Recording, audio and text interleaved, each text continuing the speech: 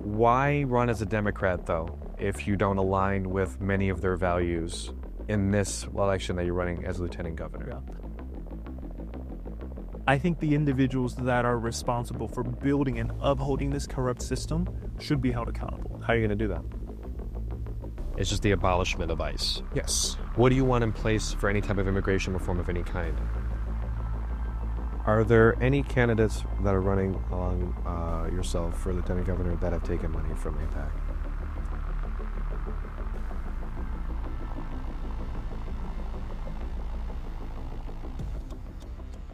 All right, so we have a candidate, a returning guest as well. We have Oliver Ma. Oliver, thanks so much for stopping in, man. Thanks for having me back again. Oh, thanks, dude. I really appreciate you doing this. I actually thought you were going to say no because I'm like, he's not going to want to come back here. He's like, I thought you were gonna say no because I'm famous for leaving really good first impressions and really bad second Really? impressions. Yeah. tell me about that. Why is that the case? That's what all my friends have told me. So Okay. so maybe I can't promise that you'll want me back after All right, that this. sounds really personal. But maybe, yeah, let's not touch that. Let's bring out one of your friends right now. That's one of those Jerry Springer-esque. Yes. Yeah. You ever watch that show? No. You know what Jerry Springer is, though, right? Mm-mm. Man, I forget. Our generations are different. Because you're Like early Gen Z. early Gen Z. Yeah. You? I'm a millennial. Okay. I'm a millennial. Are you considered a zillennial or I'm like kind of on the cusp. on the cusp? Okay.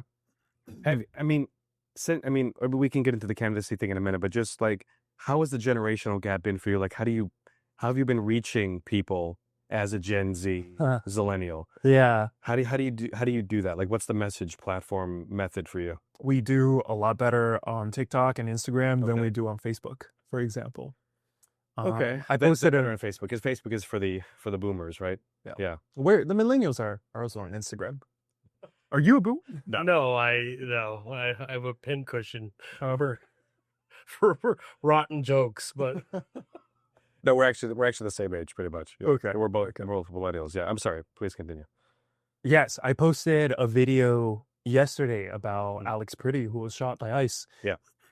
And on TikTok and Instagram, people were very in support. Sure. And on Facebook, all the comments were like, well, he brought a gun to a riot. Like, he is a Wow. bad example Wow. for your kids. Yeah. Yeah. Yeah. So you definitely got the political, cross section. Yeah. But one side was overly representative of a liberal standpoint, right? Which is more aligned with you, right? Or no? I would call myself more on the left than a liberal. Oh, wow. Just define for me that difference for you then. I think liberals are very socially liberal in that they don't necessarily want a big government that's Yeah. doing what ICE is doing on the streets, for example. Okay. But they're not economically on the left. So they are okay being really cozy with capital, being really cozy with lobbyists and special interests, and not fighting for things that I think working people in our country really need. Things like affordable healthcare, affordable education, affordable housing. Okay. All right. So that view is the biggest difference, though. Like, is that why? I'm still not really understanding. Like, Yeah. what's like the fundamental difference between you and because you're identify as a leftist. Leftist, yes. And what would be like the clearest like difference between you and a liberal? Yeah. So liberals, I think of liberals as people like Kamala, people like Okay. Obama, who, when it comes to them leftists, those two? No. Okay. God, Okay. no. Really? No. Really? I guess the biggest difference is liberals, they want a continuation of our current economic system. Okay. Whereas leftists, we want to build a new system that works Oh. for working people. And so I'll give an example, right? Sure. With these for-profit immigration detention centers Mhm. that we talked about last time, Yes. they donate to Republicans and they donate to Democrats. Sure. And Democrats Yeah. are fine taking those monies and then giving more taxpayer money to ICE and to these for-profit prisons. Right. Whereas on the left, we think of that as a waste of money. Uh-huh. And instead, we shouldn't have any private interests, any for-profit companies meddling in our elections. And instead, we should have an economy that works for regular people. So Okay. instead of spending that money on ICE and on for-profit prisons, we should be spending it on healthcare and education. Okay. So, I guess we can stay here, but I just want to just really quickly pivot. Why did you decide to run for lieutenant governor? Yeah. Because as I remember, I don't recall any political aspirations on your end, although they may have been, not known to me at the time when I first interviewed you, which is clearly fine. Why did you decide to start running for lieutenant governor? When was the last time we talked? It was almost, I think, 10 to 11 months ago, almost a true year ago. Okay. Yeah. I had no idea then. I would be Okay. Yeah. Oh, wow. Okay. No idea. So just walk me through, and then we can jump into more of like the platforms that you have Yeah. and all that. But I'm just curious about that because that's, that was when I saw that on social media, not Facebook, because, I was like, holy shit. Yeah. What? That's what I think every morning too. Really? Yeah. You're like, my God, am I actually doing this? So just walk me through that. I mean, why, what was like the thing, like you're going to commit to that? Was that something that you arrived on your own? Yeah. Was that, just walk me through all that because I'm just really curious.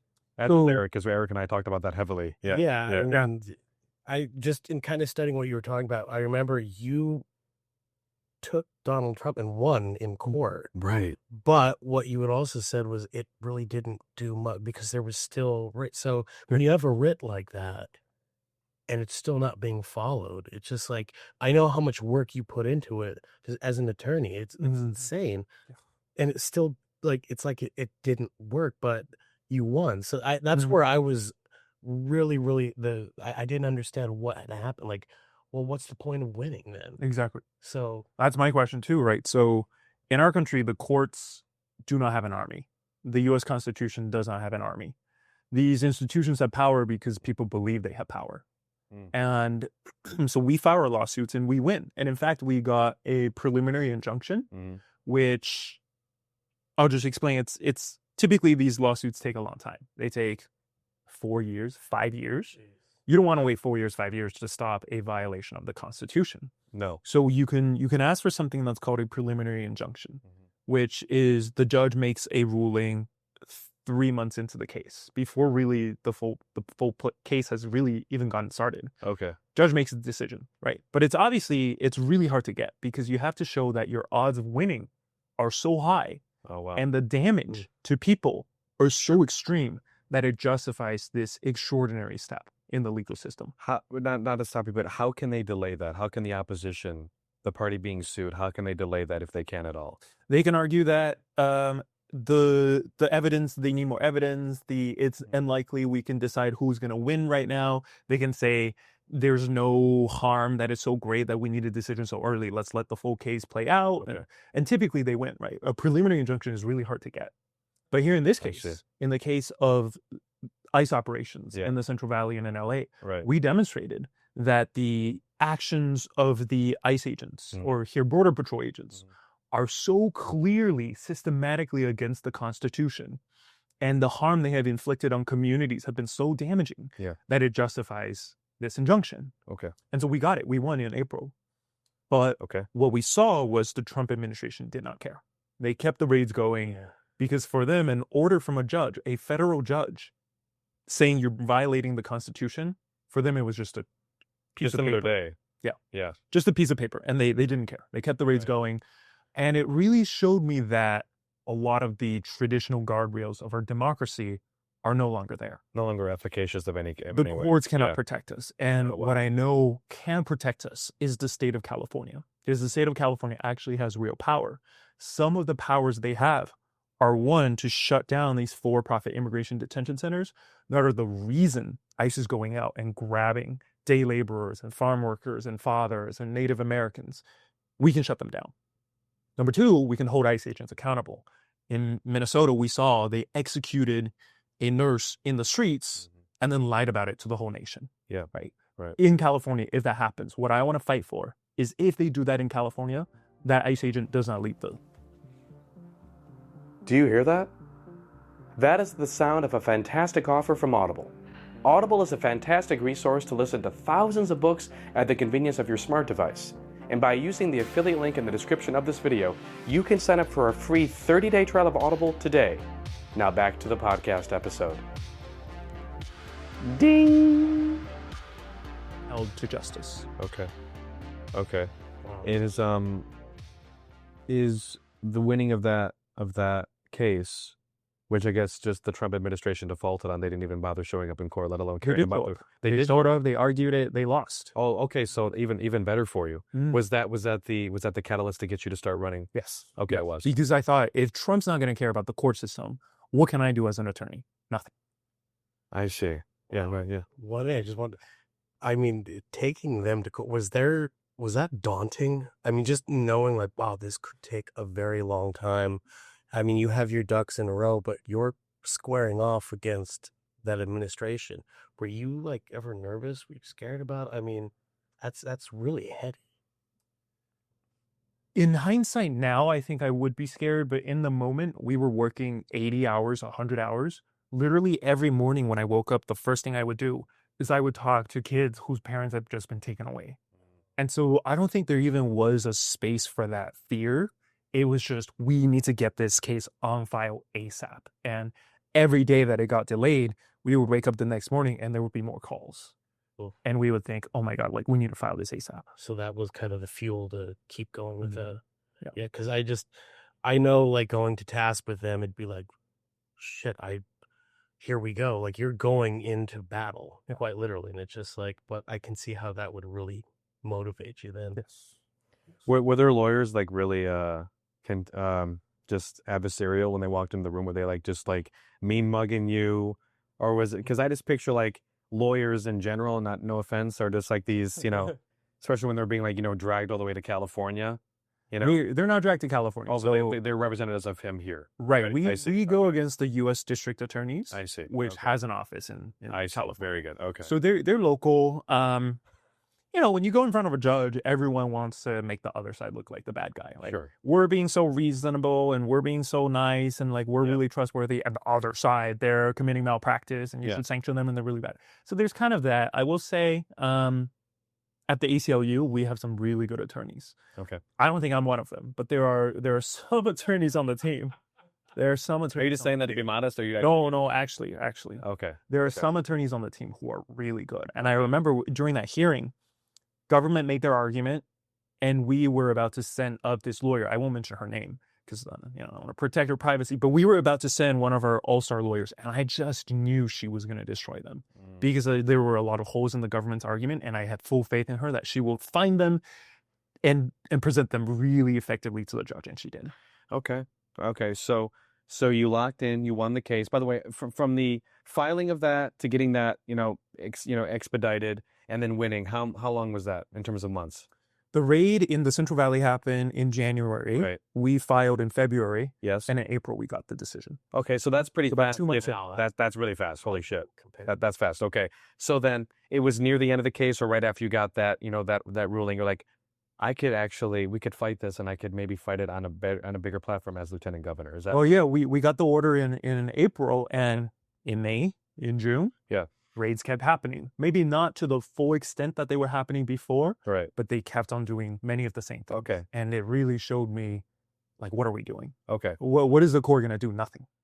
Okay. So you made that decision, a synaptic, firing in your brain said, okay, I can do this. Who's the first person you told? My partner. Okay. Yeah. And what was her reaction? What did she say? She believed in me, which was really great. That's good. She was like, this is so important. She had a lot of questions. Yeah. What your strategy would be, funding, what that means for us, safety, all of these things. What that means for my family. Yeah. So we talked about those. I remember we were walking around in a park when we talked about it. And then it just became, talking to family, talking to some of the folks I know, power players who would go on to be supporters of the campaign. Okay. Yeah. Okay. All right. So what was like I'm just and then we'll get off this and I'll get into more like your positions. But what was the first like real thing you had to do? Like, how do you even start doing that? Like, I wouldn't even know. Like, how do you you just fill out paperwork? Like, yeah, I guess. I'm just curious. Like, what is that first big task you have to do? I think one thing I've learned from this process is there is no playbook to do a campaign. There are a lot of political consultants who are professionals in this realm who, do this work all the time. Yeah. And I think they give terrible advice, right? I mean, Kamala's campaign in 24 had all of the political consultants in the world. Sure. And what they told her was spend millions of dollars polling, figure out what the country wants, what the people want to hear. Yeah. Take those stances. Don't take any stances that are too extreme. And that's what she did. And she came across as someone who didn't stand for anything because she was just saying the things that are safe. Yeah, the strategy outweighed actually what they believe. Right. Yeah. And that's what all of these politicians do because they all poll, they all spend millions of dollars polling. They're all afraid to stand for what they truly believe in. Yeah. They all want to say what they think is popular. And so they all end up sounding the same because their polls are all telling them the same things, right? Because they all have good polling companies. And so they all say the same things, they use the same language, and they just come across as not genuine because it's also not what they really care about. Okay. So we made a very conscious decision very early to not trust the political class and instead really just focus on running the campaign that feels right to us. And so first steps, I found my campaign manager, who was someone that I knew in the community who had done a lot of great organizing work. Uh-huh. We built out a full team. And then, we were really focused on social media, focused on organizing, focused on fundraising. And in many ways, we like to think of ourselves in this campaign as the underdogs. But in many ways, we were in the lead, right? Are you really? Yes. So on social media, for example, Yeah. we are bigger than every other candidate in this race combined. And what are social media, numerically speaking? Mm-hmm. I see. Okay. Because do they not have any? They have some. They do. And they do a terrible job because, again, they're not saying anything about Yeah, they're not saying anything that's inspirational, right? They're saying, with what's happening with ICE, they're saying, ICE is going kind of far, we need to protect people, and it's just you can tell it's not what they really think, and they're just saying that because people are telling them to say it. Okay. I know for me, I have no aspirations politically. I say that, and then a year I'm like, Nowadays, you never ever. Things have changed. Giv and I are mortal enemy. I would tell me if this is a thought that occurred to you, or if it still does, or if it hasn't at all. I know that the word performative has been thrown out a lot, not against you or anything like that, but in terms of candidates like Kamala, both at that level and then at the more local and state, where and even just people on social media, that their outrage or their reaction to things or their even their admonishment of something or their admiration of something is just performative. It's not legitimate in any way. When you're now that you're actually, you're legitimately running, you're a genuine candidate, and you have genuine, which we'll get into, a genuine, opinions and platforms that, that you're standing on. Do you wrestle with the idea of people, maybe it's other candidates that are running, who are just, it's just performative just to get votes so they can get, either reelected in the case of the person who actually is lieutenant governor now, she's, running again, right? She's not. She is. She's running for a different office. I see. Okay. So she's leaving. Mm-hmm. Okay. But still, just how do you wrestle with that at all, about being legitimate, being perceived as legitimate? Because on social media, it's just a wasteland of just people to make their thoughts known, but they really don't mean anything. So for us, I think what has given us a lot of legitimacy is what we're able to turn our social media into. Okay. We've used social media to raise hundreds of thousands of grassroots dollars. Wow. Okay. We've used social media to register thousands of volunteers. How much have you raised, if you don't mind me asking? We've raised around 400,000 now. Okay. Wow. And we're not taking any money from corporations. It's every dollar we've raised comes from either a union or a grassroots people, regular people. Okay. And was that a decision you guys made from the jump? Yes. Okay. Have you been have people these big donors come knocking hey, Oliver, we want to give you money. Please just, agree with us. Play ball, Oliver. I think not quite so explicitly, But it has happened. Businesses have reached out to say hey, let's chat, and can you do this, and wink wink, we can make a donation, but that's not how we want to run this campaign. Okay. Wow. Yeah. That was a question I had for you, was where does the principles, and I mean, even with you as an attorney, there had to be that moment where it was this did not work. But then too, the fundraising, is it hard to not, because that's a lot of money. You know what I mean? And then too, where does your belief and then strategy, because you have to have some sort of strategy too. Yeah. So especially with the grassroots thing. Wow. Yeah. Yeah, definitely. So when it comes to fundraising, we are right where we need to be. Okay. In terms of, we have the money to do the things we want. Yeah. And we have probably more money than most candidates in this race. Wow. There are one or two that have millions and millions of dollars, right? Is this the woman, the Secretary of State? The treasurer? Treasurer, excuse me. So Yeah. she has millions of dollars. Yeah. But Just of her own personal, or just people donating to her because she. there are a lot of big donations. We were I don't know if you saw this, but I was looking I mean, it is a litany, a pretty big field that's running, including herself. I think it's like 9 candidates. 2 of them Republican, 7, including yourself, are Democratic. Yeah. It's a crowded field. Yeah. And in fact, I think one of the persons who are also running also shares your last name as well. Yes, we're not related. Has that been like oh shit, now we got to deal with this? Like, are they running as brother and sister? Is this like some Lannister like?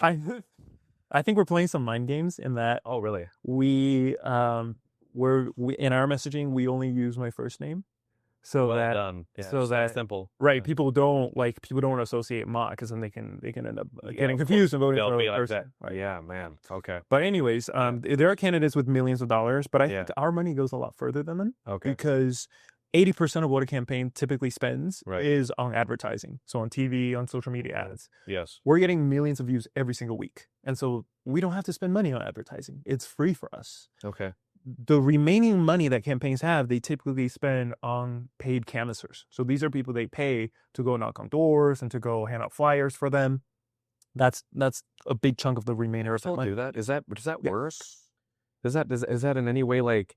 Do people want to be having their doors knocked on? Like, hey, like I thought people hated that. People do, but I think the advertising and some of the other markets are so oversaturated with, all sorts of information Sure. that is the one like really reliable way to reach people. Okay, I mean, You go to their doors. What it when used to knock. be, Right? Yeah. Okay, there you go. Right. All right. So campaigns spend a lot on paid canvassers. Okay. We have close to 2,000 volunteers now. So Damn. across the state. So we're likely not going to have, or definitely not going to pay for any paid canvassers. Right. So Yeah. in many ways, our money goes a lot further. Okay. Wow. Okay. So how many people are on your team now? I think we have about 10. 10. No. And these are people working around the clock, or are they just normal There's a business few hours? part-times. There's a few full-times. Okay. No. Man. Okay, so what is your day-to-day like? I mean, besides doing, shit like this, what is your day-to-day like? I mean, actually, let me just kind of interject there. So, like, the podcast election was the last presidential election, right? That's what is, that's what they dubbed it. Yeah. Has podcasting been something that, like in the case of Gavin Newsom, who's clearly going to, start his, political machine running for presidential candidate here soon. Do you have do you have aspirations to maybe do that? I mean, I know the election's in November. You probably don't want to start a goddamn podcast in the last closing months, but has been doing things like this been on your docket? Yes, we're hitting a lot of podcasts. Okay. All right. And yeah, I think it's a really good way to reach people. 10 years ago, our campaign wouldn't be possible because without social media as a way to reach people and a way to raise money and a way to register volunteers, we would have to rely on the Democratic Party and traditional media. Okay. And I think those forces can exert a lot of pressure on us to fall in line. Sure. The Democratic Party is a party, we talked about this last time, that routinely tells 80% of its members to shut up and get in line in order to get a check. Right. So on Palestine, 80% of this party, of the members of the Democratic Party, wants to stop sending more weapons to Israel. But because AIPAC, the Israeli lobby, gives the Democratic Party so much money, last election they said, everybody, the 80% of you who care about this issue, shut up, get in line, vote for us. And luckily for us, with social media, we can reach that 80% without going through the Democratic Party, without going through these traditional media structures. And that's made our campaign possible. I think podcasts are very much a part of that. Sure. I mean, it's more long form. It's not just a sound bite. It's not you on a stage, or even like those awful presidential, debates where, they're so just these empty things that, and I'm including both sides on that. Yeah. I don't think any one side has, won that. I do have to ask though, you mentioned this last time you were here, and just as a refresher for people that maybe, didn't watch that for whatever reason, plenty didn't. Not because of you, just because, you abstained from voting in that election. I voted for the Green Party. You voted for the Green Party. Okay, that's an important thing to say. Okay. And the reason that I think the major reason, to correct me if I'm wrong, was that Kamala did not distance herself enough from any position that Joe Biden had on the war in Gaza, right? Kamala said she defends Israel, and she said she'll keep on sending weapons to Israel. Right. Okay. Why run as a Democrat, though, if you don't align with many of their values in this election that you're running as lieutenant governor? Yeah. I think I align with the values of Democrats, the regular, everyday people in the party. Okay. Most Democrats want ICE out of our communities. Okay. Most Democrats want to stop sending weapons to Israel. Most Democrats want healthcare to be more affordable. Most Democrats want housing to be more affordable. These are all things that most people in the party want. It's the leadership that is out of touch because they're getting checks from the companies that don't want these things, right? You have Democratic leaders saying, we want to bring down the price of drugs and medication, while at the same time taking millions of dollars from big pharmaceutical companies. I see. You have Democrats saying, we want to bring down the cost of housing, while they're at the same time taking millions of dollars from corporate landlords. You have them saying, we want education to be more affordable. We want all of these things, while at the same time taking checks from companies that are telling them to do the opposite. So I think it is the leadership of the party that's really out of touch, but we want to reach the 80%, 90% of the party that does see eye to eye with us on just about all of these issues. Okay. You, although not voting for the Democratic nominee in the presidential election, you voted for the Green Party, and you're running as a Democrat for lieutenant governor here in California. You align yourself with the Democratic Party as far as like the base of the Democratic Party, and not the leadership. Just walk me through what that means. And you mentioned like about the leaders taking these money from conflicting sources that are completely against them, and they're just being again performative.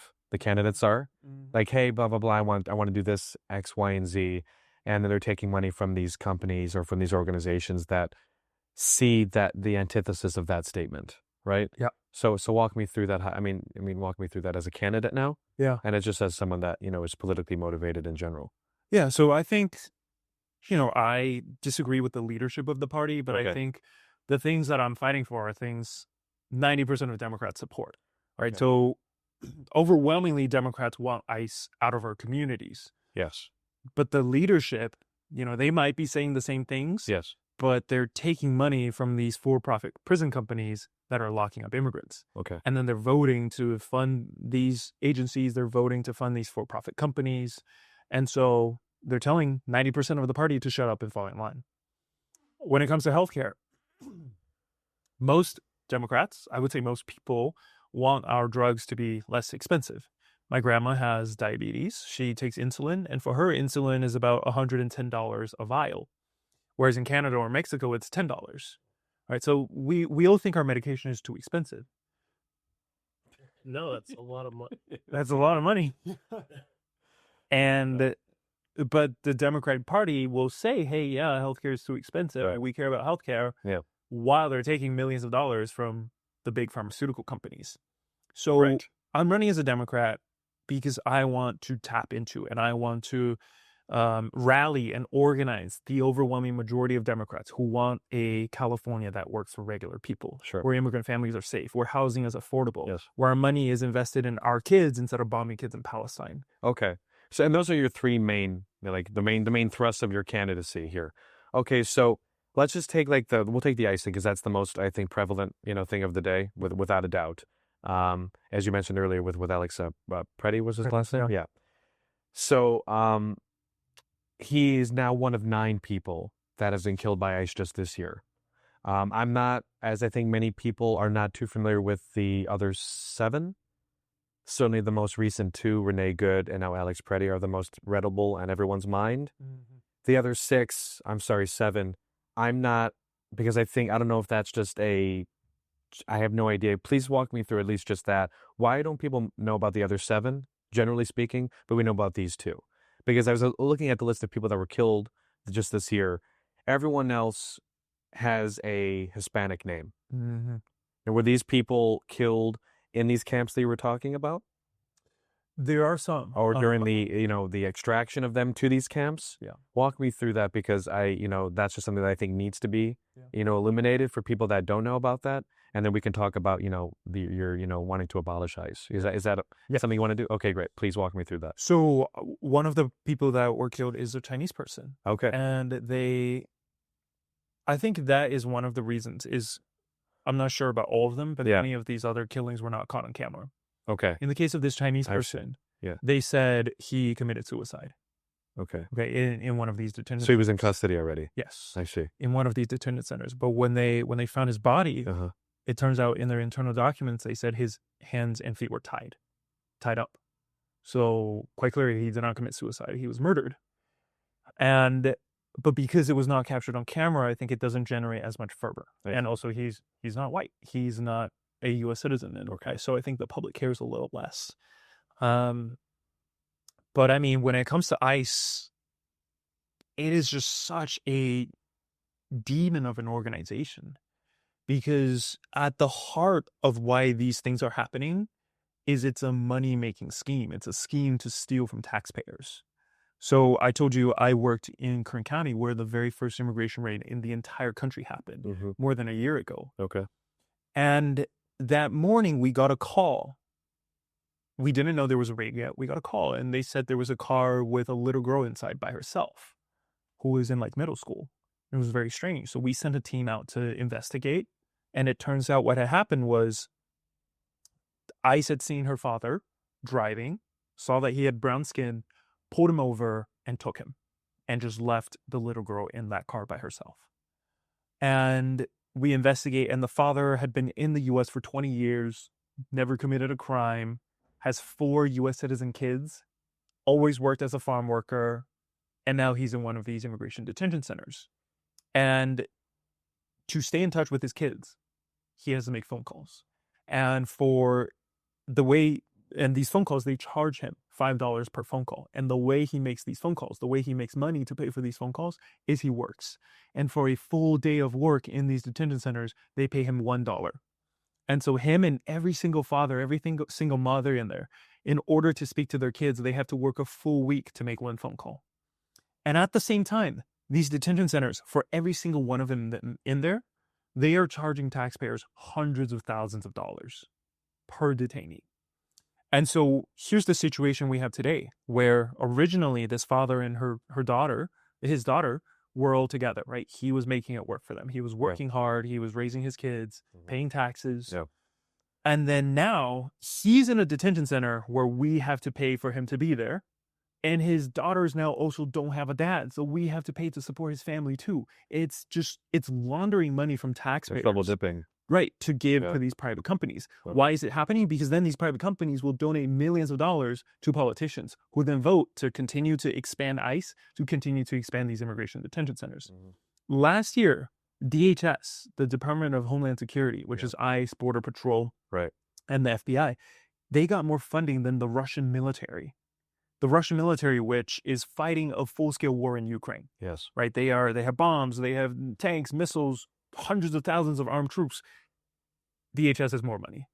And that's all our taxpayer money going to these private for-profit prisons and to these really wasteful agencies. Okay.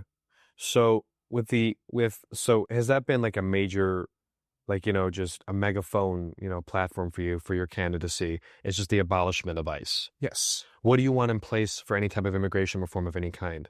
I think we should also have a pathway to citizenship for people who are here. So resurrecting that from that's from the Obama administration, like his sort of, pseudo platform of just having a pathway to citizenship if you are here illegally and you want to be here and you want to become an American and assimilate, here are the resources to do that. So here are the resources, here are the rules. Okay. Right? I don't think people should be able to come here and immediately be on a pathway to citizenship. Sure, yeah. I think it should be, you haven't committed any serious crimes. If you have family here, then that should expedite the process for you. Yeah. If you're just contributing, you're raising your kids, you're working a job, you're paying taxes, these people shouldn't have to live in fear for their whole lives. Okay. So to sort of maybe just on this issue, to get, there is, maybe people don't know this, people who don't live in California, people that, whatever, not that it would matter for this, candidacy, but just for people that would see this that are not in California, wouldn't be voting in this election, to maybe, there's a surprising number of people that are actually Republican in California. There's large swaths of people. Yeah. I think just in the Kamala Harris presidential election, there were millions of people that voted for Donald Trump here in California. We are overwhelmingly blue. Yeah. But in large swaths of California, there's millions of people that are Republican aligned in they vote Republican all the time. There's almost as many Republicans here as there are in Texas. Correct. That's very true. So to maybe, do you have any interest in maybe bridging that gap to get more people to vote for you? Or are you truly just like, no, we're doubling down on just the abolishment of ICE? Or would you maybe you're already doing this where you're like, listen, we want people that are the violent criminals that are not here, that are here. We do want them removed. And we're going to have something in place of ICE to do that, and do that through the proper channels. Make sure they are unmasked. Make sure they have warrants. They have all of these things in place so that people are not being thrown to the ground and maced, and people being manhandled by several armed militiamen, seemingly. Who are from the bottom of the barrel. Right. They're improperly trained. They're given these, semi-automatic weapons, and they're given all of the political immunity anyone could ever want. Right. So for the people that are like, listen, let's say they're Republican-minded, they live in California, they're Republicans, maybe they're even MAGA. Yeah. Would that be of interest to you to say, like, as a kind of like, listen, we understand that you want the violent criminals removed. Anyone does that are here legally. The ICE is not doing it the way that it should be done. At least the current iteration of it. So, like, my question to you is, it's great that you want ICE removed, and because I think everyone does who's a rational thinking person. Yeah. But how do you then say, or what do you say to the people like, well, what are we doing about the violent criminals that are here? So, that are here illegally, that are not citizens. Yeah. So I'm not, I live in Bakersfield, in a really conservative red county. Yes. And I'm actually not as unpopular in that county as you might believe. Wow. Okay. And I think the reason is because much of today's Republican Party are people who feel really left behind. When I went to Harvard, the president of the Federalist Society, which is the conservative law students association, the president, he grew up in rural Missouri, did not have internet access until he was 16. And it is overwhelmingly now that type of people who are turning to the Republicans. And the reason they are is because they see that our economy has not been working out for regular people for 40, 50 years. Wages have not grown compared to inflation in 50 years, while the cost of so many different things, healthcare, education, housing, all of these things have tripled or quadrupled. Right. And so much of this country feels left behind. And the Democratic Party, I think, is the party of the establishment. They are the party that's saying we need to keep going in the same direction, which works out very well for the elites, well-educated elites who are doing really great over the last 50 years. But for the majority of this country, the working class of this country, that has not worked out well for them. And they're looking for change. Okay. And Trump, for them, represented that change. Yes. Because he is anti-establishment, right? He wants us to turn in a different direction. Yeah. Bernie also represented a change. He also wanted us to turn, not in the same direction as Trump, but also not in the same direction we are going currently. And so Bernie is very popular in Kern County, where I live. A lot of those people who feel left behind voted for Bernie in the primary and then voted for Trump. Yes. And that's the people that we are tapping into in this campaign. Okay. And for those people, our messaging is not, oh, we're going to moderate ourselves and say, hey, there are these violent people who still need to be removed, which, yes, I do believe in. But that's not what we are emphasizing, because we want to get to the core of this problem. Yeah, right. Why they are getting more and more left behind. Yes. And the core of this problem is there is so much corruption in our politics and so many special interests who are paying our politicians to give them a slice of the taxpayer pie, to give them taxpayer money, that 60, 70% of the working people in this country have no economic future. And we need to reform this system and build an economy that works for everybody, not just the 1%. Okay. Because I mean, a sizable, I mean, you tell me, because I don't have the numbers in front of me, but the people that are here these are the day laborers. These are the people that work in the fields, picking the food. California grows a large amount of America's food, correct? Exactly. Is it a majority of America's food? I think 80% of the nation's fruits and vegetables Are come gro- from California. There you go. And most of these people are people that are not legal, right? But these people were being, they were being, bamboozled and rounded up by ICE. And we were told by the government, which, I don't think anyone, is telling any tales out of school, that we're told things and then they do something completely different. Do you have, like, part of your platform is making sure that these are people that have no citizenship here, but they're not criminals. These are people that are working for hours on end in the hot, sweltering elements or cold Super hot. to pick our nation's food. These people should be protected and also allowed to stay here. And if they, do you want them to be citizens? Yes. Okay. Yes. What if many of these people have family? Right, they do. U.S. citizen Yeah. kids. Right. And so I think that's another misconception we have to address, which is the idea that there's this separate undocumented community and a separate citizen community. Growing up, my sister and I were citizens, but my grandma was not and is still not. Okay. But she took care of us. She made us food. She got us ready for school. She taught us math and all of these things. And without her, I would not be here today, the person that I am here today. Sure. But she's not a citizen. And, I worry so much about her every day because she doesn't speak any English.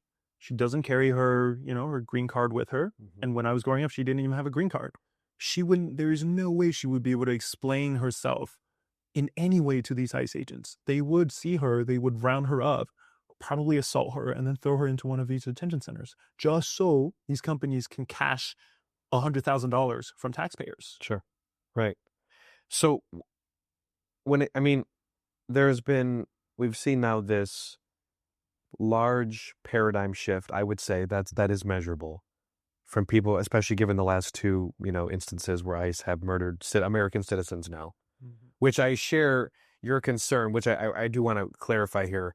The idea that the other 7 people, because it wasn't videotaped, these are people that just, died, whether in custody or being taken into custody or I don't whatever. know if they were all not videotaped. Oh, okay. The incident Right. I know about was not. I see. The idea that these 2 people get, I get that I get that something being videotaped for a lot of people, we're visual. I get that. Mm-hmm. But I do want to say, and I would be remiss to say that I think it is rather, it's sad that we didn't give a shit about them seemingly publicly. You didn't say that at all.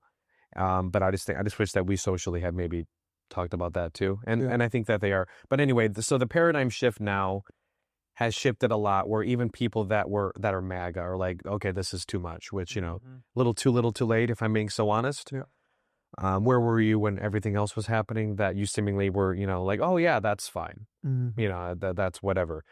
As far as that, for the people that are committing these brazen acts of the law, just completely trouncing over our laws and our Bill of Rights and our Constitution, do you want these people to be held accountable?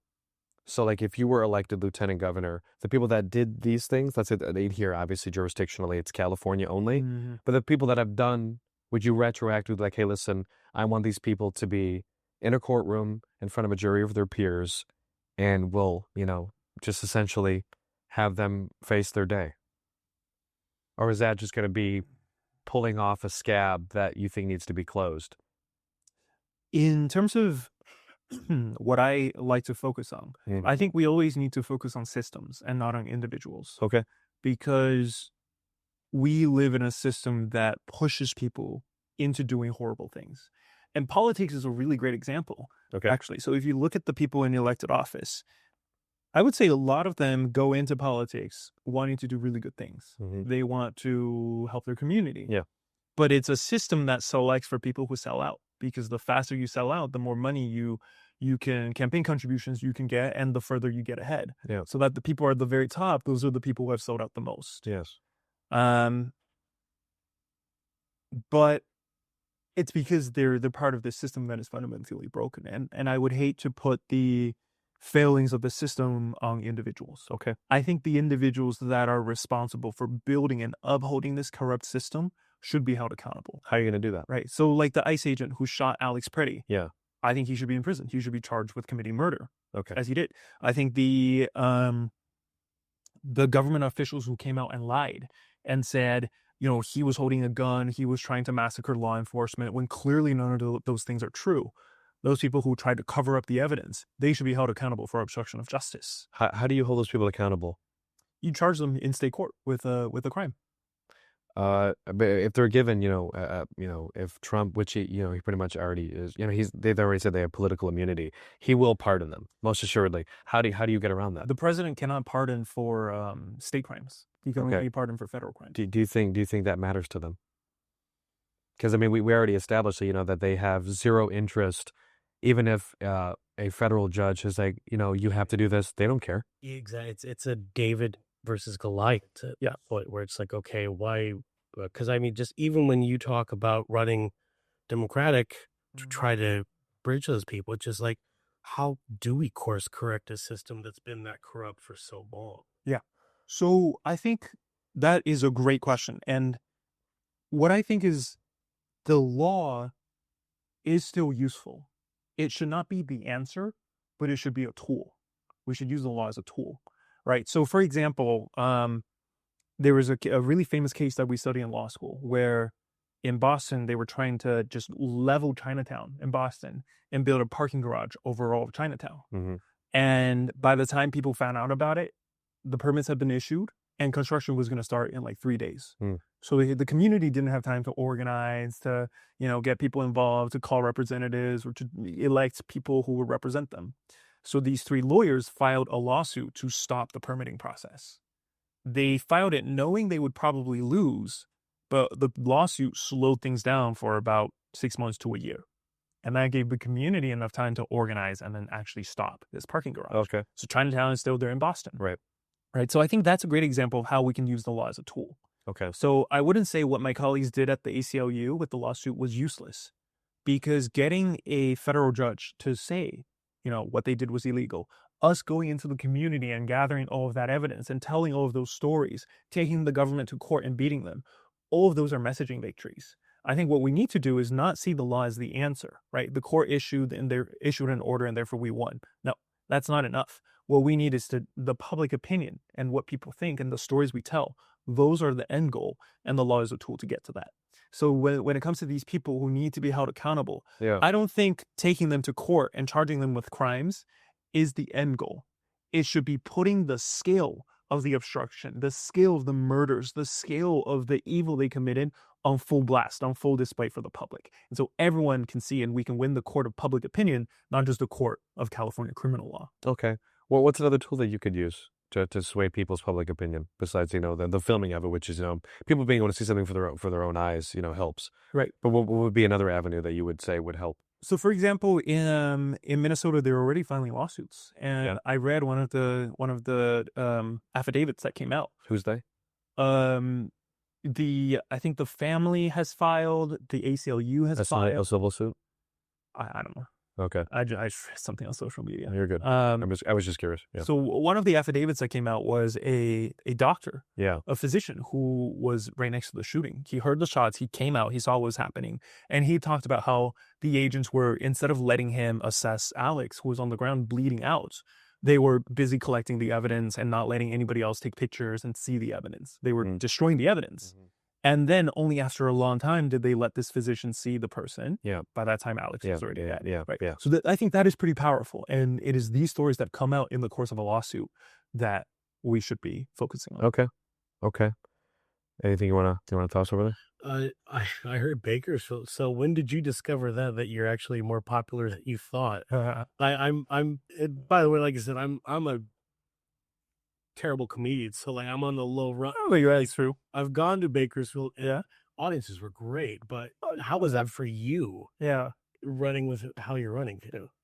Yeah, so I mean, we have about 2,000 volunteers now with the campaign. About 10% of them are in Bakersfield. Really? Yeah. So, and Bakersfield is not 10% of the state's population. So we are overrepresented in Bakersfield. I think that comes in part because I've done work there and I know more people there. But what you really see in Bakersfield and a lot of these places are people who feel really left behind, right? I grew up in Irvine, then I went to school in Berkeley, then I went to Harvard. everyone I knew growing up, 10 people my age, 9 of them would be a professional. And 1 of them might be working a service job. Yeah. Right. But in Bakersfield, if I met 10 people my age, 5 of them would be unemployed. 4 of them would be working a service job, and then 1 would be a professional. So it's completely flipped. Okay. And I remember the last election, the people who voted for Trump were the 5 people who were unemployed. Those were the 5 who were most likely to vote for Trump. And so it is that feeling of stagnation, that feeling of this economy doesn't offer me any opportunities that are turning people to him. Okay. I just want to before we move on to one of your other major platforms, I want to say that as of this recording, the I forget what his official title is, but the leader of the ICE, Greg Bavino, he did resign or step down. I think he got fired. Oh, he was fired. Mm-hmm. So he got demoted also? Yeah, I saw 3 different variations of that. He was demoted, resigned, or got fired. I'm not really sure. Probably somewhere between all 3 is the Would you truth. like me to check my Facebook? See what the boomer. No, they probably say that he. The research guy. Yeah. So that would be a small, but that would be a victory, no? Or is that just a way to have him, slot out and just kind of, like a theater play, just duck behind a curtain, right, and not face what would be, any type of litigible, responsibility, right? I think it's them trying to kick it under the rug. They're putting him as a scapegoat, but really he is operating on the direction of Trump and on the direction of this administration. Right. So for me, this system is not going to change with Greg Bavino being gone. Yeah. It's not even going to change with Trump being gone, because we can elect next year, or not next year. In 2028, we can elect a Democrat, and that Democrat is probably going to keep these immigration detention centers open. These centers were open in Obama. These centers, right? When I tell you this, how people inside are forced to work for $1 a day to spend $5 on phone calls. That was the case under Obama too. That was the case under Joe Biden. And so, for these things to change, I think we really have to take out this profit motive of these private interests being able to spend millions of dollars to steal from taxpayers. Who's funding these? We are? Mm-hmm. Who? I mean, is it just politicians just allowing that money, that taxpayer to be funneled into that, so they can seemingly just skim like a mafioso, to skim off money off the top and then relegate just pennies on the dollar to the people that are actually working? Right. How do you stop that? That seems to be like, I mean, I'm not saying, don't or can't, but like that seems like a Rubik's Cube of red tape. Like, how do you find the responsible parties? And how do you say, like, hey, listen, guys, why are we sending? Why is, just here in California, we'll just keep it more specific to us. How do you stop, people that are already doing it and have been doing it, stop sending millions of dollars of taxpayer money to these military or these prison complexes, and then just siphoning off that money? How do you stop that? So, I mean, the deal they propose is very simple, right? So, I mean, pick an industry of your choice. Sure. Anyone. Go. I mean, I'll just do it a broad swipe at entertainment. I mean, entertainment, right? So comedy. Let's say comedy, right? Or movies, but yeah, sure. Right. So let's say the comedy store. I know they would never do this, but let's say the comedy store came to me and said, "Hey, I'll give you $10,000. That's a big chunk. All right, $10,000. What can you do for me?" Well, $10,000 for my campaign is a lot, and if I were corrupt, which a lot of these politicians are, I would say, "Hey, I'll take your 10,000. I'll get elected. And when I'm in office, I will make this law that says everyone has to go to a comedy show every single week." Or maybe what I'll do is I'll say, "Hey, we're gonna say comedy is really important for public health, and we're gonna give comedy, $20 million of the federal of our public tax dollars every year, Just get you to support really quick." I mean, that's how it works, right? Either they say, we're going to require people to purchase this thing, which we did with healthcare. Yeah. Or they're going to say, we're going to spend taxpayer money on this thing. So the deal for you and for me, it pays off really well. For you, you've turned $10,000 into $20 million of public money. And for me, I get $10,000 for free. And I get to win my race. So that's why it happens, right? The Israeli lobby, I think, is the most egregious example. Last election cycle, they spent $50 million, AIPAC, $50 million, a lot of money, right? And in response, the state of Israel got 20 billion US taxpayer dollars last year. Sure. So they turned 50 million into 20 billion. Okay. So what is that, like 500%? They flipped their money 500 times. Great investment on their part. Right. Terrible for taxpayers. Okay. So how do we stop it? how do you stop it? Yeah. How do you stop that? And that is really at the core of our campaign. Okay. Because we have a system of checks and balances. The lieutenant governor, like any other position in California government, cannot do things alone. It takes other people working with them. It takes the state legislature to get a lot of things done. It takes boards, the UC Board of Regents, the state land commissions, a lot of these commissions to get things done. If I may interject, just that really is not the problem with democracy, but it is like you have all these different channels you have to go through just to get people to pass anything. And that's why so many things just die legislatively. Yes. You know, it's just like we need to have X, Y, and Z on board, and all these people have their. I mean, that's the beauty of it too, is that people can think independently. But for anything to actually truly change legislatively, you need to have 8 different groups of people be like, okay, but then they all have to be paid, and then where does that money come from? And then when you bring in money. So it's like I see why if one person had to decide, it would be great, but then it's just one person you have to limit that. But we're seeing that on full display federally, right? Yeah. But like, anyway, I just want to say that, like, it's just, as you mentioned that, I'm like, it is communicative, you know, which it should be, but also that tends to be why so many things just get stymied. It does. I think it's meant to make sure nothing gets done unless like 80%, 90% of people want it done. Sure. Yes. Which, you know, we can debate where that number should be. Right. I think we should, you know, not let things get done unless a solid majority of people wants it done. Of course. Yes. But for us, what it means in the state government is just electing me is not going to be enough. Yeah. The lieutenant governor is not going to be able to abolish ICE in California. The lieutenant governor is not able to bring down the cost of housing alone. Right? The lieutenant governor is not able to divest California from genocide alone. And so with our thousands of volunteers, what we're training them to do is not to tell my story. It's not to elevate my campaign. It's to build power. So every week we host 2 trainings for them. And these are trainings on how to tell stories. These are trainings on how to use campaign infrastructure, PDI, Scale to Win. These are trainings on how to organize their communities, how to defend immigrant families. Oh, it's just for citizens, just for anyone just to look Anybody at? who wants to volunteer anyone with our campaign. Okay. We're training them. I see. And the goal is, whether my campaign wins or loses, we leave behind thousands of people who can keep on fighting for change. Okay. And I'll give an example of how that works, right? In New York City, we saw 2 months ago, they elected Zohran Mamdani. And he was propelled. His opponent had all the money in the world. Yes. His opponent had all the connections Right. in the world. He was propelled forward by 100,000 trained volunteers who volunteered with his campaign.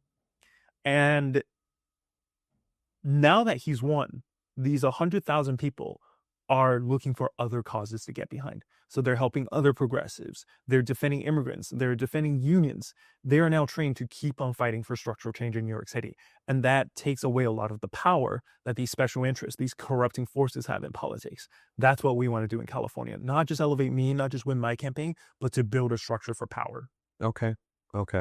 I want to get into the other things, but we'll have to leave that for now. So the other big platform for you is affordable housing. So that's a huge one here, especially in California. And one that, you know, I think all of us, even in this room, you know, at some point, I mean, I don't know about yourself, but at some point or another, I mean, it's just, rent is just ridiculous here.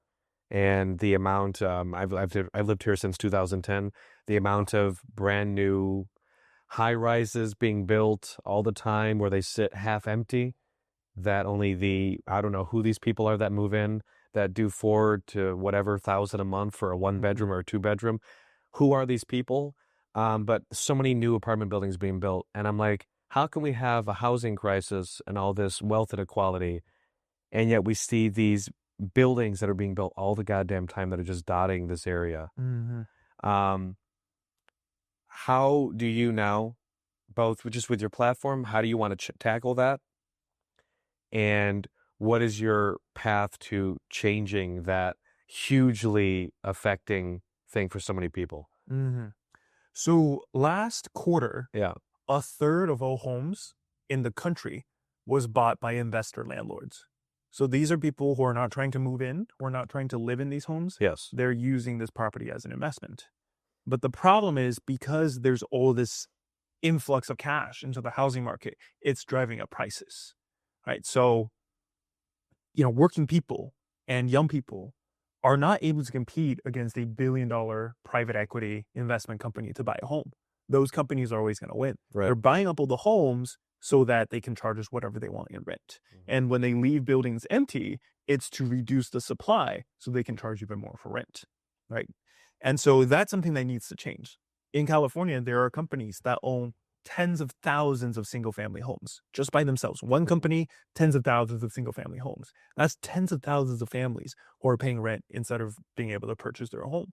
That's tens of thousands of homes taken off the housing market that regular people should have been allowed to buy. Sure. And so I think that's a big reason for the housing crisis, is who owns these homes. We also need to build more housing.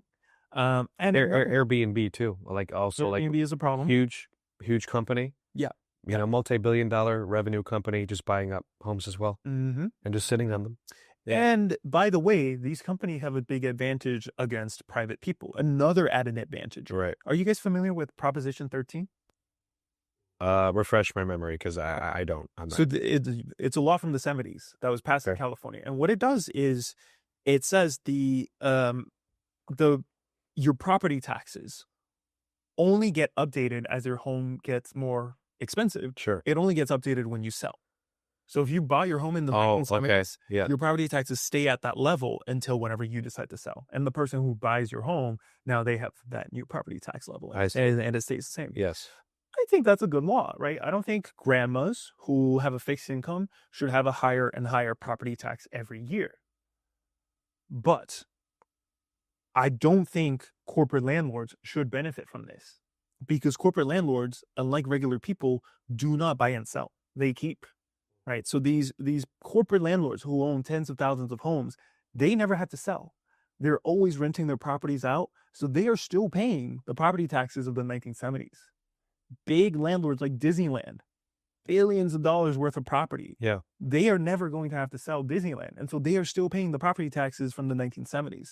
So regular working people, even those who own their homes, are paying their full property tax, while these big landlords are only paying 30% what we're paying. And so they have an added advantage over everybody else. I would imagine these big entities, they offset that if they're even criticized about it at all, they offset it by saying, oh, we're job providers. We hire maintenance workers, we hire electricians, we hire whatever. In the case of Disneyland, they create all these jobs. So I guess they say, well, we offset that by putting all these people at work. Mm-hmm. So I said that, again, like that's just a way for them to obfuscate. Mm-hmm. What I happen to agree with you on is some sort of a financial responsibility to pay their fair share, Right. and not skirt around that cost. And you know who actually creates jobs? It's regular people, because we're the ones who are going to Disneyland. We are the ones who are going to small businesses. We are the ones who are paying taxes for our schools, our parks, our public institutions. And we're the ones getting squeezed because we have all the burden of paying these property taxes. Sure. While these companies pay almost nothing. Sure. So just much like with the first platform, how do you change that? Besides, if you, let's say when and if you get elected lieutenant governor, what is just on that score alone? How do you begin to change that gigantic mountain? That is actually easier to change. Okay. So the lieutenant governor is president of the state senate, Right. where I would be able to co-sponsor legislation. And I would introduce a bill that caps these corporate landlords at 0 single-family homes. So they cannot buy single-family homes. The ones they currently own, they would just retain?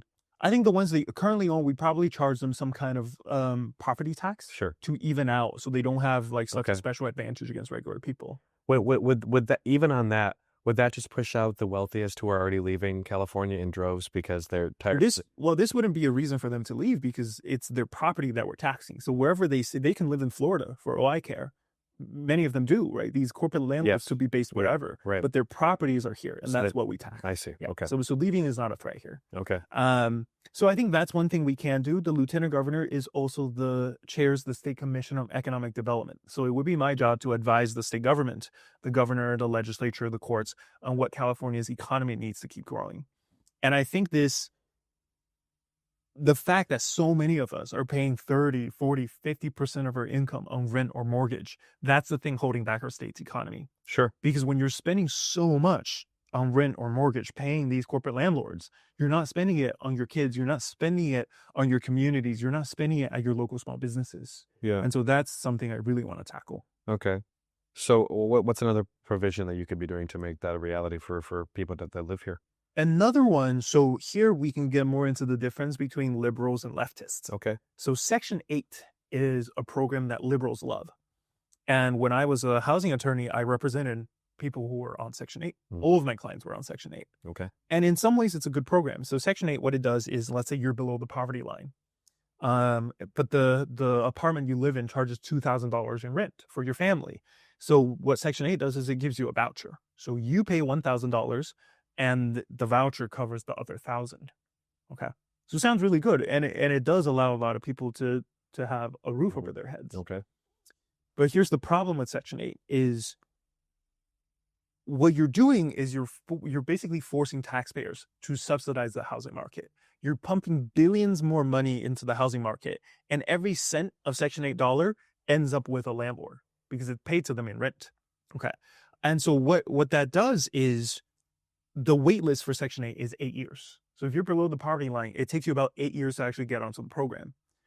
During that time, you don't get the voucher money, but because other people are getting the voucher money, because there's all this money in the rental market, the price of rent goes up. And so for you don't get the Section 8 money, but rent in the market goes up. It makes it harder for you to pay rent. The people who are just slightly above the poverty line, who don't qualify for Section 8, their rent goes up. And so really all it does is it forces taxpayers to subsidize the profit of landlords. Billions and billions of taxpayer money to subsidize the profit of landlords. This is something that liberals fight for. Yeah. What leftists want, so what I want, is instead of spending all this money driving up the cost of rent to pay to landlords, we should be building public housing. Affordable housing, modern housing that people can live in. My grandma worked as a school teacher in Beijing for several decades. And when she retired, they gave her a really brand new apartment in the middle of the city. And that's the apartment where I lived until I was 7. Really? Really modern, really clean, 23rd story high. It's really tall at the very top of the building. And Okay. and you know, that's constructed by the government. It came to her for free. And that's how a lot of people, working class people in China, were able to build wealth and join the middle class. That's something that is not possible here, but it should be possible. So they've talked for decades now. They talked about having low cost housing. The issue is, just socially speaking, is no one wants that near them. Mm-hmm. No one everyone. I mean, George Carlin talked about this. Yeah, George Carlin talked about this in one of his stand-ups, where he's just like, everyone always wants low cost housing, but no one ever wants it fucking near them. Mm-hmm. They don't want that near them because, in their mind, they're like, it brings, destitute people that are drug addicts, people that are just, it just brings people that they don't want to socially interact with of any kind. They're all for it when they're not near them. Mm-hmm. But no one, how do you change that? Or has that changed since, I was a kid hearing about that and now people are all for it, but they never can allocate land. I mean, that's one of the major problems here in California is that people, even if they vote for that, and maybe some of that money passes, there's so much red tape to cut through because people are like, okay, where do we section this out? How many levels can we build? Yeah. And all these people that have to get paid, and then they end up not doing the project at all because everything has cost so much money and they've run out of it. Yeah. So how do you find money for that? And then how do you have people that are like, okay, we need to allocate this much space to build this many whatever units? Yeah. That's a great point. I think our government has too much red tape. And again, that is something that I associate with liberals and Democrats. Yeah. Right. We can talk about the high-speed rail, for example, which was Nothing. Right. Nothing. How long have they talked about that? All the money's been spent. More than what they had allocated has been spent. The money's gone. Right. But not a single section of the high-speed rail has been built. Not a single section. And that is the result of red tape, right? There's a saying in Mandarin, it's called 浑水摸鱼, which is you muddy up the waters so you can grab the fish.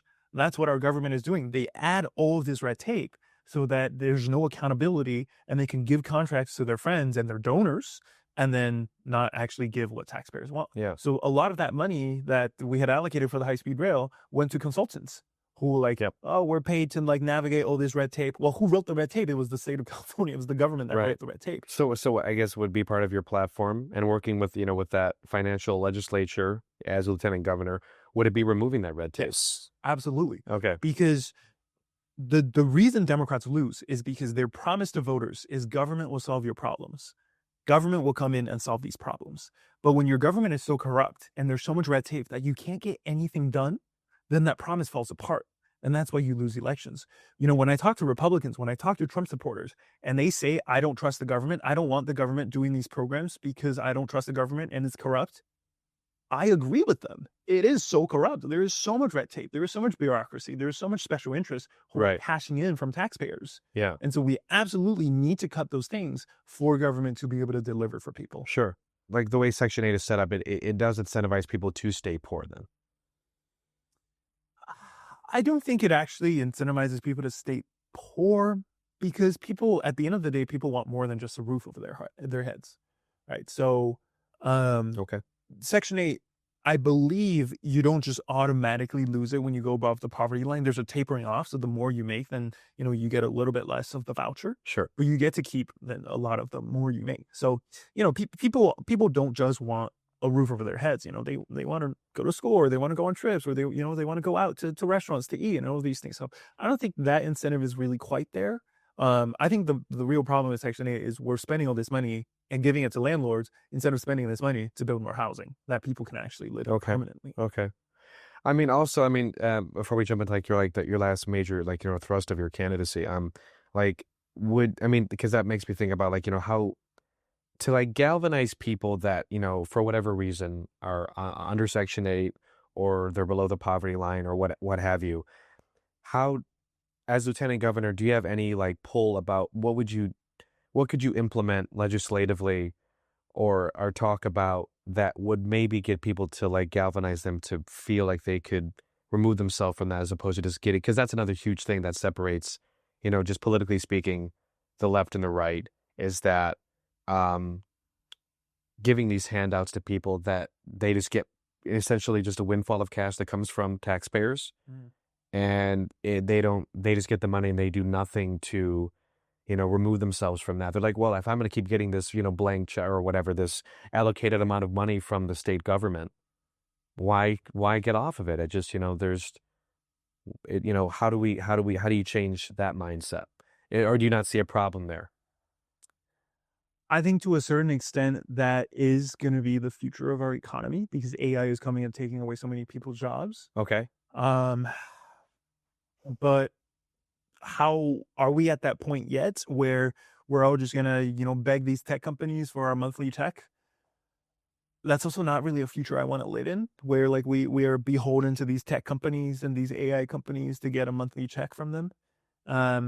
So for me, what I think government's focus should be is letting people build the lives for themselves. And the way we do that is we stop this waste of taxpayer money going to these private companies and we actually invest it in people. We invested in making our housing crisis go away. So housing is more affordable. We invested in making our public education system better so people can, get jobs that would not be replaced by AI. We can invest in healthcare so people don't have to go into debt for healthcare. I think if we empower people to have affordable healthcare, a roof over their heads, and good education, then our economy will thrive, our society will thrive. Okay. The big tech companies, they want people to be dependent on them though. Mm-hmm. So they do, because everything that we're, utilizing social media, which is owned by the big tech companies, right? And all that. They control the media, right? And in turn that gives them massive amounts of sway and power over people. And it does, people have, especially after the last presidential cycle, a lot of them have checked out. They've either just softened, they've blunted their political spear that they had, or, we're seeing now more people get, kind of more angry and all that from the ICE murders. But we see a large part of our citizenry who I don't have high hopes that things are going to really change in a positive direction because of the incentivization of, listen, get your, do your 9 to 5, come home, get your pittance, and call it a day. I just, the lack of motivation is strong. And I see it a lot with the youth, the Gen Zs and the Gen Alphas. I mean, I don't know. Like, I mean, I think some of them are motivated and that's great. But we are seeing the tech companies, I think, are to blame for the idea of, listen, we already have all the important land. We already have all the important industry. We're already locked in. What can you do? God, as I say it, New American dream is to be a streamer, right? Yeah. I mean, it is. Hey, you're living it. But like, I mean, Oliver, like, I guess my point to this diatribe is to say, to motivate people, I think is great. But if they're fighting a literal tidal wave of people that already have all of it, they have all of it already. They're locked in. These tech companies, it's down to like 4 or 5, and how do you combat that? I mean, I don't know. I mean, let me jump in really quick there. How do you motivate someone like that? Yeah. I mean, with my mindset. What is your message to somebody that, quite honestly, sees that and I mean, isn't jaded? He's a skeptic of it. Yeah. And I, quite honestly, I don't blame him for being skeptical because it does seem like they keep it purposely dense so that, why even bother? Like, I'm gonna have to educate myself not only on what I want, but how I get it and what I might fall into. But I mean, that is what most people sound like is the skeptic. So how do you motivate someone like that? No pressure. Yeah. So, I mean, there's a famous philosopher who remarked on very similar problems. He said, when in the old days, before the Industrial Revolution, people were craftsmen. People built things, right? If you were building a chair and you built the whole chair, that chair can give you a lot of joy building it because you can add your own creativity. You can make it artistic. You can add special thing. You can use different types of wood. It is a very fulfilling thing to do. Yeah. And as our economy became more industrialized, people started getting really specialized jobs. So instead of building the whole chair, it became you were just responsible for a leg of the chair. And then you were just responsible for maybe a nail in providing the nails, right? And then your job then became just hammering the nails. And all you did every single day was you hammered the nail, or hammered the nail. Right. And that really caused people a lot of frustration and a lot of feeling of like my life doesn't matter. Yeah. Like there's nothing I can do in this system. Mm-hmm. And what he also said was eventually this leads to a system where wealth and power is concentrated only at the very top. But that is a system that will collapse under its own weight because when wealth is concentrated at the top, the economy has no spending power, right? These giant companies, if they have all the wealth, they're not selling their products anymore. The way they make money is by people buying their products. And so if Amazon had all the wealth in the country, they would collapse because people wouldn't be able to buy Amazon products anymore. That's why things like a minimum wage, where people are actually getting, an income they can spend, is really good for the economy. Right. And what he said is this is a system that will eventually get crises where the economy collapses. And every time there's a crisis, wealth gets more concentrated. And then there's another crisis, another economic collapse, wealth gets more concentrated. Okay. And eventually it stops functioning. I mean, are we not there now though? I think we're on that way. We're at 40 trillion in national debt. The national debt, yes. I think it is the concentration of wealth that is really going to hold back our economy in the long term. Okay. What should the minimum wage be? Sorry, I just want to interject. I think it should be 25. 25. Are we at 20 now in California? I think we're at like 16 or 17. 16 or 17. Okay. 20 for fast food. Yes. 20 for fast food. Okay. And do you guys know who that philosopher is? Who said what you just said? Yeah. Dostoevsky. I was going to prefer no, buddy, that's my point. No, I don't. It was Karl Marx. Okay. All right. Well, it's been a socialist out of Sad. So okay. I want to make sure we talk about this because I don't want to leave this to relegated 5 minutes and you have to dip out. So the other big main thrust of your platform is, is this the absolvement of the financial responsibility that America has, our tethering to Israel? Yes. And in turn, there has been a lot on social media of the idea that we're seeing, the war in Gaza has made many players and many social figures out of covering that, both for the extremes on either side of that coin. Where do you fall on that for the people that are uninitiated with you, and how does that relate to your lieutenant governor candidacy? Mom, I'm so sorry. You gave your social security number to who? I'll call you back. Well, looks like they got another one. Damn those internet thieves and scammers. How can you protect yourself out there on the internet? It's so hard. I know. With NordVPN. NordVPN makes you feel taken care of, safe and secure when you're online and even when you're not. And by using the affiliate link in the description of this video, you can sign up with NordVPN today, and also NordPass, which also protects your passwords. So please sign up with that today. And now back to the video. Resources are better spent on Californians. Okay. On making sure Californians can, kids, specifically kids in California, have access to healthcare, have access to affordable housing, have access to good quality education, instead of sending our money to bomb kids in Palestine. I think that's a much better use of our money.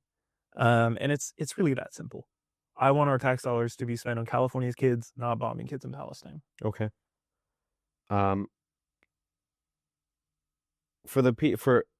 What is the antithesis to that position for you?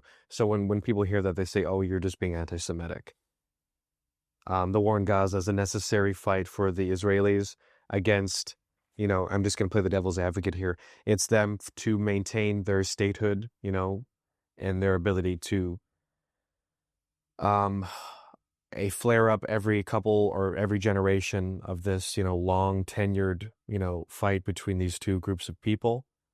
And they're just defending themselves. And what do you say to the people that would argue that this is a necessary fight for them, for the Israelis? So there is a concept in international law, which is crimes against humanity. Sure. And what those means is usually a country has its own sovereignty, right? Whatever happens in a country, that's their business. It's not our job to go in, right?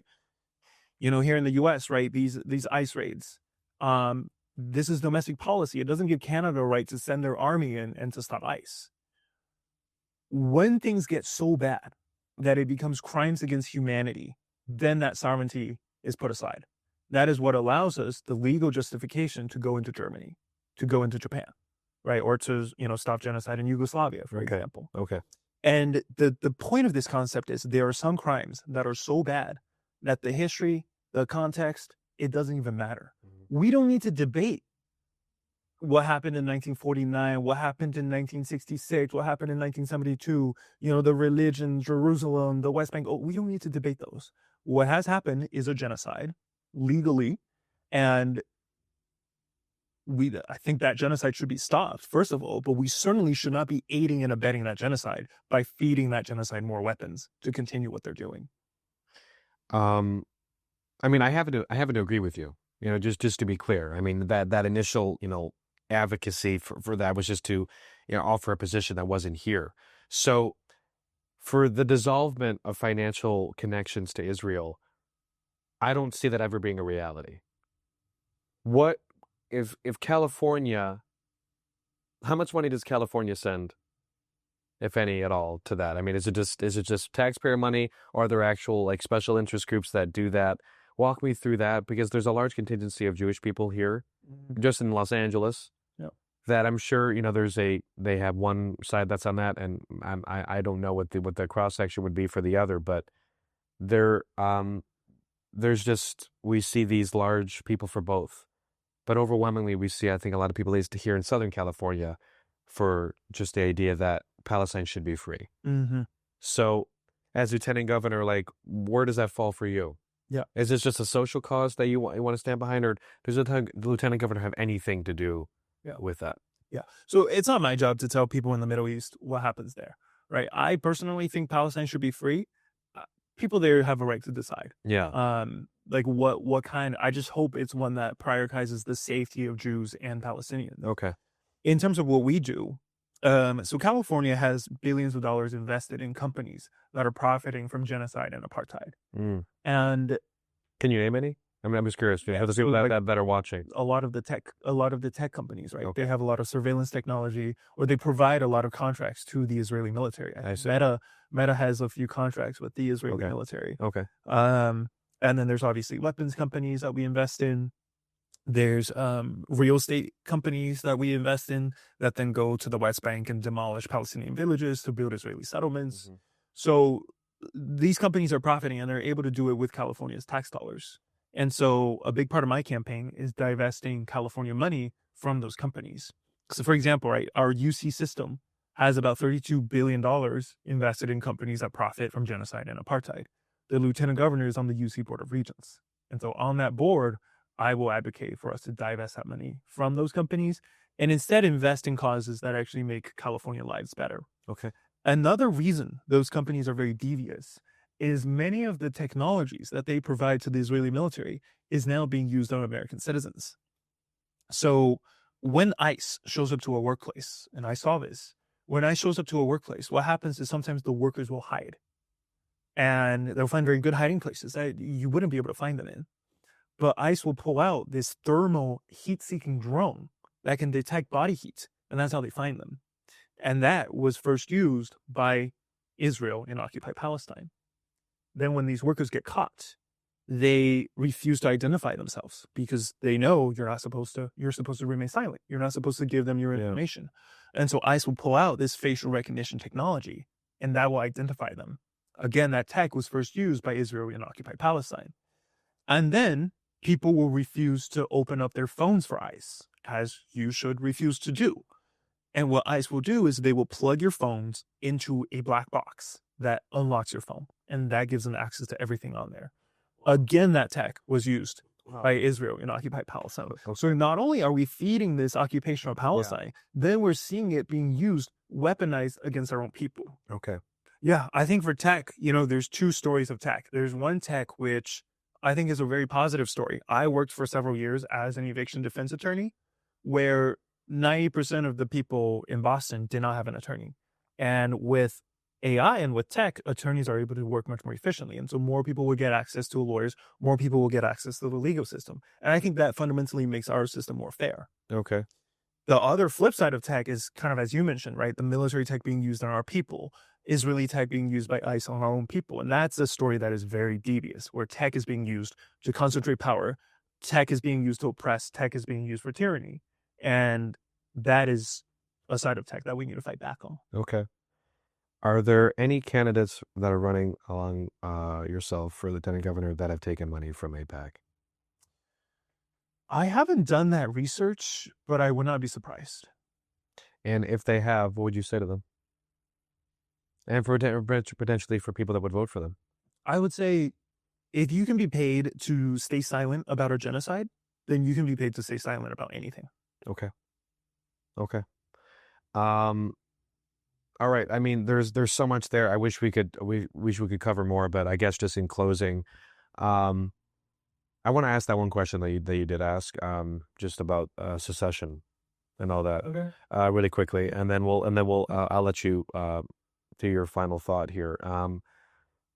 It's been talked about that, given that California is a massive financial powerhouse, provides so much money to the federal government and to the country in turn. And it's been, flouted for, decades now. What if California was its own thing? Is that something that you see as a reality for California? And would you want that? I get this question a lot. You do? Actually, yeah. Okay. Surprisingly. But for who? I mean, who asks you? They fly me on the campaign trail. Okay. And what do you tell them?